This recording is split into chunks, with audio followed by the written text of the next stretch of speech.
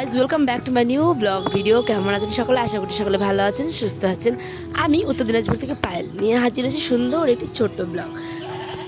Basically কী বলুন তো, আমরা গ্রামের লোকেরা ঘরে সবজি থাক আর না থাক ঠিক দিনটিকেও কিন্তু কাটিয়ে নিতে পারি।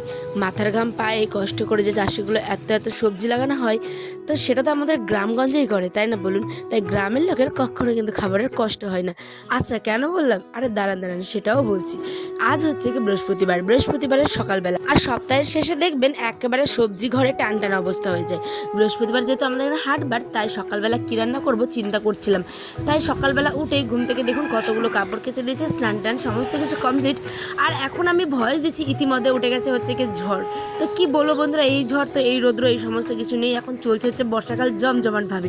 তো দেখুন সকালবেলা দায় হচ্ছে গিয়ে ঘরের পিছন দিকটা, মানে আমাদের যে গোয়ালঘরটা আছে তার ঠিক পিছন দিকে, কারণ আজকে বাড়িতে রান্না করব হচ্ছে গিয়ে সজনা পাতার চাটনি। তো দেখুন সজনা পাতার চাটনিটা কিন্তু অনেক রকমের রান্না করা যায়, বলতে কি পাতাগুলো ভেজে শিলনোড়ায় বেটে কিংবা মিক্সারে ভেজে, শুকনো লঙ্কা হোক কাঁচা লঙ্কা হোক কিংবা রসুন কোয়া ভেজে ভালো করে তেল লবণ টক দিয়ে, মানে লেবু যে চিপে দেয় সে সমস্ত কিছু দিয়ে বেশ ভালো করে কিন্তু করা যায়। কিন্তু আজকে আমি করব একটু অন্যরকম। তো সেটা অবশ্যই শেষের দিকে দেখে থাকবেন, স্কিপ না করে ভিডিওটা দেখুন। তো চলে আসলাম হচ্ছে কলপাড়ের দিকে। এখানে একটা বড় আমাদের টান্ডারি ছিল, মানে কচিয়ে লাগানো, বলতে ছোট্ট একটা যে হাঁসুয়াগুলো হয় সেটা লাগানো। তো এটা নিয়ে যাচ্ছি হচ্ছে গিয়ে পিছন দিকে। আমি আজকে কী বলবো, আজকেও ব্লগ দেওয়ার ছিলাম না, আমাদের মানে বিশেষ একটু কারণে বলতে পারেন, বাড়িতে একটু আমাদের অসুবিধা আছে, সেই জন্য কালকে আমি ব্লগ দিতে পারিনি। তার জন্য আগেই ক্ষমা চাইছি সকলের কাছে, প্লিজ আমাকে ক্ষমা করে দিবেন। আমি ব্লগটা কালকে ইচ্ছে থাকলেও দিতে পারিনি, সত্যি কথা বলতে আমার বাড়িতে কিছু প্রবলেমের জন্য। তো যাই হোক, মনটা ভালো নেই, কিন্তু ব্লগটা তো দিতেই হবে, কতদিন বা না দিয়ে থাকবো, আপনাদের সাথে না শেয়ার করলেও তো ভালো লাগে না, তাই না? এই যে দেখুন আমাদের গ্রামের টাটকা একেবারে সজনে পাতা। দেখুন শাক সবজি কিন্তু অনেক আছে, সে সমস্ত তুলতে গেলে বেলা একটু সময় তো লাগবে, আর আমার হাতে কিন্তু অতটা সময় নেই, যেহেতু আয়নার বাবা যাবে হচ্ছে গিয়ে স্কুল, তাড়াহুড়ো করছি, আর সবজিও নেই। তো সেই কারণে ঘরের পিছন দিকে যে সজনে গাছটা ছিল সেখানে এসে সজনে পাতা তুলতে, এত কচি আর নরম সজনে পাতাগুলো দেখলেই বুঝতে পারবেন যে এত নরম আর কচি, কি বলবো। এইগুলো গাছে যখন সজনা আসে খেতে পারে না মানুষ, সজনাগুলো শুকিয়ে শুকিয়ে সমস্ত সজনাগুলো গাছের ডালে নষ্ট হয়ে যায়। জানেন কি করবে বলুন, গ্রামে তো সবজির অভাব নেই, কোনটা ছেড়ে কোনটা রাখবো।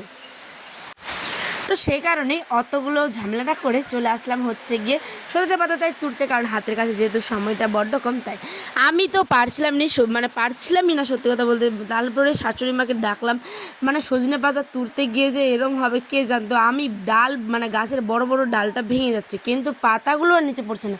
দেখুন মায়ের কাছেও সেই সেম কাণ্ড। লাস্টে মাকে ডাকলাম, মা এসে এই যে এরমভাবে কেটে তারপরে ওখানটাই মানে ভেঙে ডালটা তারপরে নিয়ে আসবে। আর কি বলবো, লাস্টে মাও, আমি করেছিলাম যেটা, মাও খেয়েছে আমিও খেয়েছি, আমরা সবাই মিলে খেয়েছি হচ্ছে গিয়ে সজনে পাতার আজকে। আর সজনে পাতা না খুবই উপকারী, আমরা তো জানি, কারণ যাদের দেখবেন হাই প্রেশার না, তারা, আমার মায়ের যেরকম আমি বলছি হাই প্রেশার, তো আমার সেই জন্য সজনে পাতার রস, মানে সজনে পাতার রস বলতে সজনে পাতাটা গরম জলের মধ্যে ফুটিয়ে একেবারে ছেঁকে খেত, আর শাকটাকে কিন্তু ভর্তা করে চটকে ভাত দিয়ে খেয়ে নিত। তাহলে কি হতো, অনেক উপকার, মানে সুগার কমবে, তারপরে রক্ত পরিষ্কার থাকবে, অনেক অনেক অনেক, মানে প্রেশারও কমবে, লো প্রেশার হবে আর কি, হাই প্রেশার থাকলে লো প্রেশার হবে, এটাই বলতে চাইছিলাম। তো যাই হোক, চলুন এখানে আমাদের সজনেটা, মানে সজনের ডালগুলো নেওয়া হয়ে গেছে, এবার যাচ্ছে হচ্ছে ঘরের দিকে। দাঁড়ান তার আগে দেখিয়ে দিই আপনাদের, দেখুন কত সুন্দর লাগছে। আর এরম গ্রামের শাক সবজি এগুলো না অনেক শাক দিয়েও খাওয়া যায়, জানেন। ধরুন মোরগ ফুলের যে পাতাগুলো হয় ওইগুলো, কুমড়ো পাতা, তারপরে হচ্ছে গিয়ে পুঁই শাকের পাতা, সমস্ত রকমের আলু পাতা, তারপরে হচ্ছে পাট শাক, লেলিয়া শাক, অনেক রকমের আছে, কি বলবো আর কত বলবো বলুন। 8, 9, 14 সব রকমেরই শাক হয়, কিন্তু অতগুলো তো তুলতে গেলে সময় লাগবে, সেই কারণে শুধুমাত্র সজনে পাতাটা তুলে নিয়ে চললাম হচ্ছে গিয়ে ঘরের দিকে। এখন এত পরিমাণে বৃষ্টি এসে বন্ধুরা যে কি বলবো, সত্যি বলতে আয়ন ঘুমিয়েছে, আমি ভয়েস দিচ্ছি এখানটায় আমাদের গোয়াল ঘরের কাছে এসে।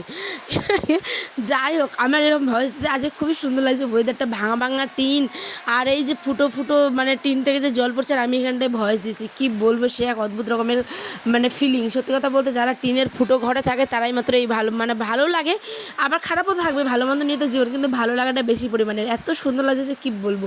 চলুন রান্নাবান্না এখানে করে নিলাম, অত কিছু শেয়ার করিনি, ছানাটা আমি কিরম করছি সেটাও শেয়ার করছি। দেখুন কচুর ঝোল আর আলু করবো, কচু ছিল না, 2 থেকে 3টা ছিল, তো নর্মাল শুধু কাঁচা লঙ্কা দিয়ে করেছি, হ্যাঁ পেঁয়াজ রসুন ছাড়া, মানে কাঁচা লঙ্কা জিরে আর আদা দিয়ে কচু করেছি আমি।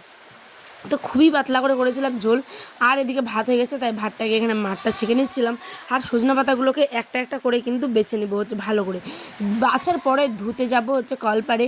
তো তার আগে দেখুন এই একটা জিনিস দেখাই, কত নরম তাই না বলুন। দেখুন এই যে একেবারে পুরো পাতাগুলোই নেই, মানে পুরো যে হয় ও একদম নেই, জ্বালা একদম কচি পাতা যাকে বলে।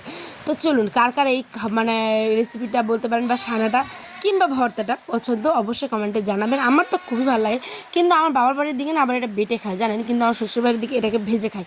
মানে শাকটাকে ভালো করে পাতাগুলোকে ধুয়ে নিলেন, আর কড়াইয়ের মধ্যে মানে শুকনো কড়াই তেল ছাড়া কিন্তু একদম ভালো করে এগুলোকে ভেজে নিলেন। ভাজার পরেই পেঁয়াজ কুচি, কাঁচা লঙ্কা কিংবা শুকনো লঙ্কা, আমি তো শুকনো লঙ্কা মানে পেঁয়াজ কুচি, তেল আর লবণ দিয়ে ভালো করে চটকে নিয়েছি। তো আয়নের আব্বা খেয়েছে, ভালোও বলেছে, কিন্তু আমার বাটাটা খেতে খুব ভালো লাগে, আমার মোটামুটি লেগেছে। তো যাই হোক, আমি সত্যি কথাই বলতে পছন্দ করি, ওই যে লোক দেখানো ভালো বলবো আর ভিতরে ভিতরে না, ওইটা আমি আবার পারি না। তো যাই হোক চলুন জায়গাটা পরিষ্কার করে নিই, রান্নাবান্না তেমনটা হয়ে গেছে। আর বাড়িতে এমন একটা অসুবিধা, যদি পারতাম শেয়ার করতাম, কিন্তু বিশ্বাস করুন ঘরের কথা লোককে বলে আর কী বলবো বলুন। সে কারণে ওই সমস্ত কথা বাদ দিন, ওগুলো আর নাইবার শেয়ার করলাম। এখন আমি এখানটায় পরিষ্কার করে নিই, সমস্ত রান্নাবান্না আমার কমপ্লিট, বলতে বিশেষ কিছু তো করিনি, 2টা পদই করেছি। তো যাই হোক রান্নাবান্না কমপ্লিট, এবার যাবো হচ্ছে ঘরের দিকে।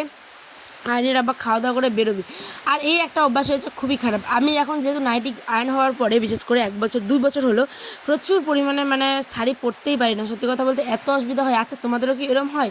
মানে নাইটি পরে অভ্যাস হয়ে গেলে বাড়িতে শাড়ি পরলে দেখবেন প্রচুর অসুবিধা হয় কাজ করতে, কিংবা এরমই মানে একটা অন্য রকমের অদ্ভুত ফিলিং হয়।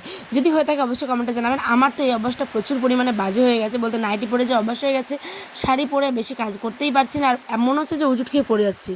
তো কী আর করা যায়, মানুষ হচ্ছে অভ্যাসের দাস। যেহেতু আয়নের সিজার হয়েছিল, গোটা রায়গঞ্জ আমি মানে নাইটি পরেই গেছিলাম, এমন অবস্থা, সে গাড়িতে হোক আমার ফ্যামিলির লোকের সাথেই, কিন্তু নাইটি পরে তো যেতেই হবে, যেহেতু সিজারের তখন শাড়ি তো পরা যাবে না। তো সেই কারণে মানুষের একটা অভ্যাস হয়ে গেছে, 2 বছর ধরে প্রায় বেশিরভাগই নাইটি পরতে হয়, তাই শাড়ি পরে পরে পরে কাজ করতে আর পারি না।